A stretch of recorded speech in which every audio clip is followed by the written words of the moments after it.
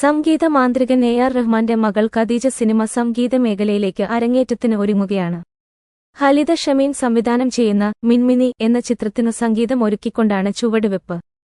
ഇപ്പോൾ മകളെ പ്രശംസിച്ചുകൊണ്ട് AR റഹ്മാൻ പറഞ്ഞ വാക്കുകളാണ് വൈറലാവുന്നത്.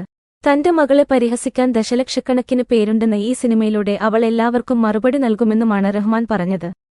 എന്റെ മകൾ ആദ്യമായി സംഗീതമൊരുക്കുന്ന ചിത്രമാണ് മിൻമിനി.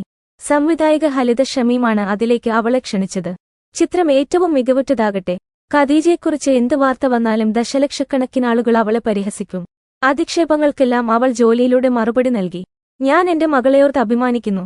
ഇനിയും കൂടുതൽ വിജയങ്ങൾ നൽകി ദൈവം അവളെ അനുഗ്രഹിക്കട്ടെ. മിൻമിനി സിനിമയുടെ പ്രീമിയറിന് ശേഷം മാധ്യമങ്ങളോട് സംസാരിക്കുകയായിരുന്നു അദ്ദേഹം. ഗായിക എന്ന നിലയിലെ ശ്രദ്ധേയയാണ് ഖദീജ.